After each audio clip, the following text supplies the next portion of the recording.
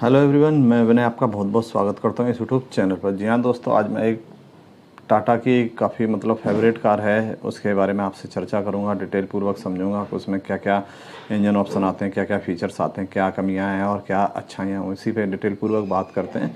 चलिए शुरू करते हैं। तो जो टाटा की कार मैंने सेलेक्ट की है वो है टाटा की टियागो। तो टियागो अगर आप कह सकते हैं तो टाटा कंपनी का एक कमबैक भी है।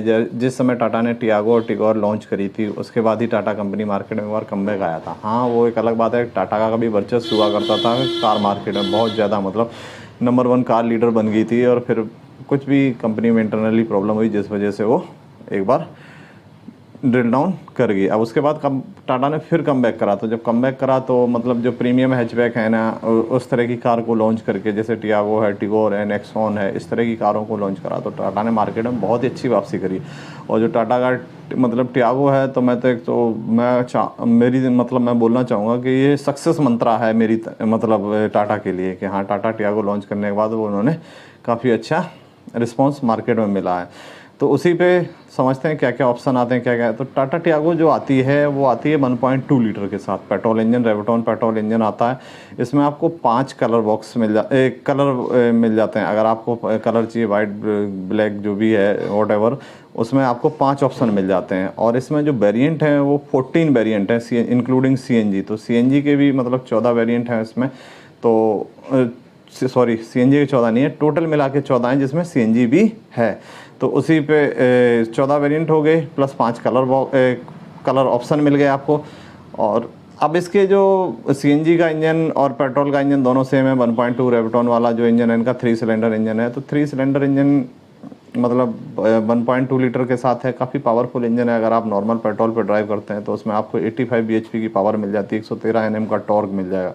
अगर वहीं सीएनजी पे जाते हैं तो आपको 72 Nm का आपको 72 Nm का पावर मिल जाएगा और आपको 95 Nm का टॉर्क मिल जाएगा। ये तो हुई पावर की। अब ये 1.2 लीटर 3 सिलेंडर इंजन, अगर आप चाहो तो इसको 1.2 एक तरह से बड़ा इंजन है, आप कह सकते हैं इसके बारे में।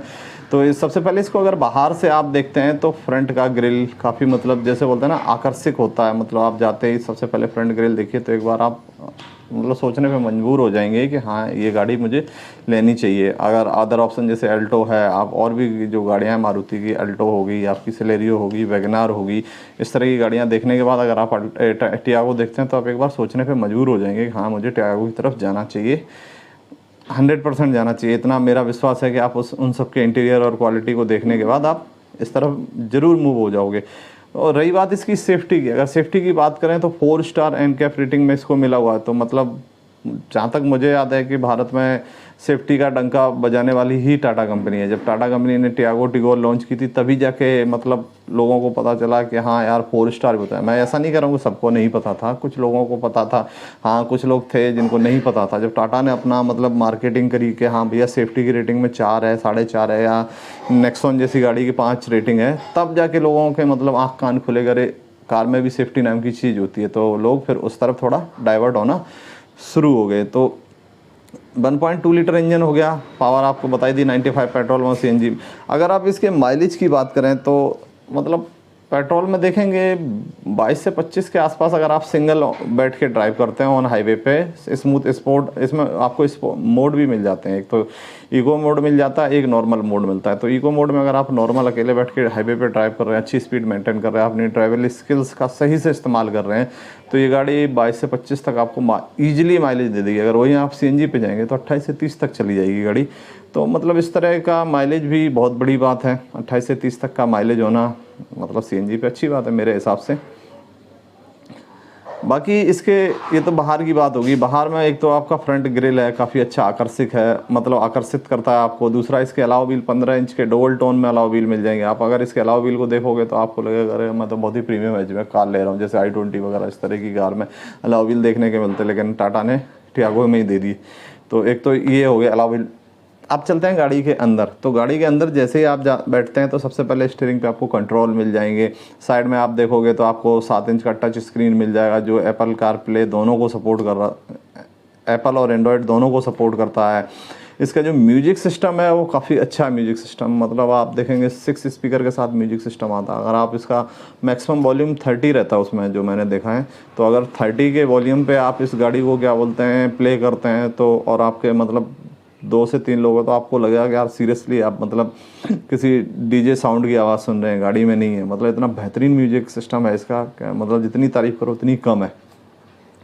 तो ये तो म्यूजिक की बात हुई। आपको सेफ्टी के नाम पे एयरबैग मिल जाएंगे। बिल्ड क्वालिटी इस गाड़ी की बहुत अच्छी है। कभी आप ट्राई करना इसमें बैठ के कि जैसे ही आप ड्राइवर सीट पे बैठे हैं और धीरे से मतलब एक क्या बोलते हैं बंद करो आप गेट, तो एकदम से एक जो मारुति की या कोई अदर कार, मैं किसी एक पर्टिकुलर ब्रांड की बात नहीं कर रहा हूँ, कोई अदर कार आप देखोगे ना तो जैसे बंद करोगे ना आपको फट से आवाज़ आएगी, जैसे लगा फट से आवाज़ है। और अगर टाटा की गाड़ी की आप गेट बंद करोगे ना तो आपको जो इसकी बिल्ड क्वालिटी इतनी बेहतरीन है कि जैसे आप बंद करोगे ना टक से आवाज़ आएगी। आपको लगेगा कि हाँ यार किसी प्रीमियम कार में बैठा हूँ, इतनी बेहतरीन तरीके से गेट बंद हो रहा है या वो इस तरह से बेहतरीन साउंड आ रहा है। मतलब अल्टीमेट है। मतलब जितनी तारीफ़ करी जाए उतनी कम है। और इसकी सीट कुशन आप इतना बेहतरीन है। ड्राइवर सीट पे आप 12-12 घंटे तक बैठ जाओ, आपको लगेगा ही नहीं कि आप 12 घंटे तक सीट पे बैठ के आपने ड्राइव करा है। मतलब वो एक अलग बात है कि 12 घंटे कंटिन्यू ड्राइव करने के बाद आदमी थक ही जाता है, लेकिन as compared to other cars आप देखोगे तो आप 12 घंटे ड्राइव करने के बाद टाटा टियागो ड्राइव कर लो और कोई अदर कार ड्राइव कर लो इस सेगमेंट की, मैं किसी और सेगमेंट की बात नहीं कर रहा हूँ, सेम सेगमेंट की कार अगर कोई और ड्राइव कर लो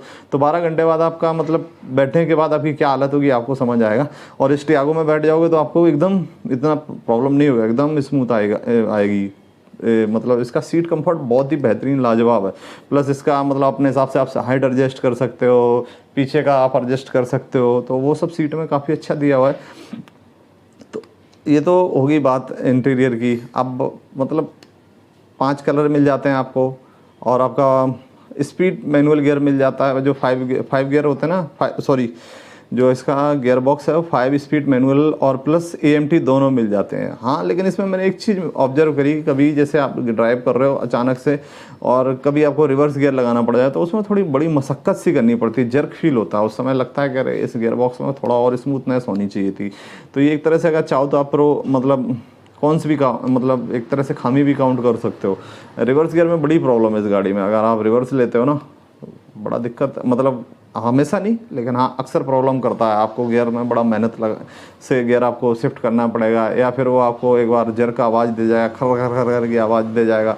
इस तरह से प्रॉब्लम आती है इस गियर बॉक्स में। तो ये मैं इस गाड़ी को लगभग 4-5 साल से यूज कर रहा हूँ, तो मैंने देखा है इसमें मतलब गियर बॉक्स में प्रॉब्लम आती है, हमेशा नहीं आती। हाँ आपको 50 से 60% तो चांस है कि आपको रिवर्स गियर में आपको प्रॉब्लम आएगी। बाकी जो फ्रंट के गियर हैं उनमें कोई प्रॉब्लम नहीं, सब कुछ स्मूथ।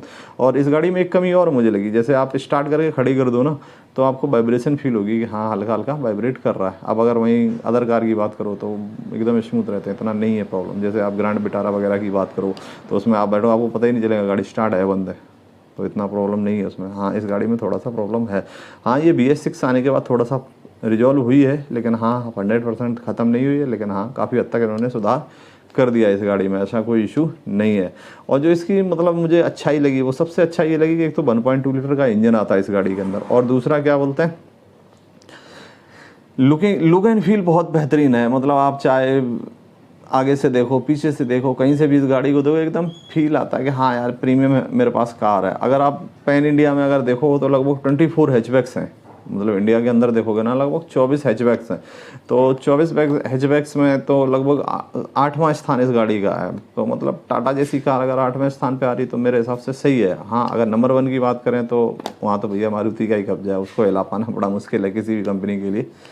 हाँ तो यही था मेरी तरफ से, सारी इन्फॉर्मेशन मैंने आपको प्रोवाइड करा दी जो मुझे इस टाटा टियागो के बारे में नॉलेज थी और जो मैंने एक्सपीरियंस करा इस गाड़ी के साथ। तो यह जानकारी आपको कैसी लगी? अगर पसंद आई तो लाइक कर दीजिए, नहीं पसंद आई तो डिसलाइक भी कर सकते हैं। अगर हो सके तो इस चैनल को सब्सक्राइब कर लीजिए ताकि आपको इस तरह की इन्फॉर्मेशन सबसे पहले मिलती रहे। Thank you so much. इसी तरह की वीडियो में मिलते हैं नेक्स्ट टाइम।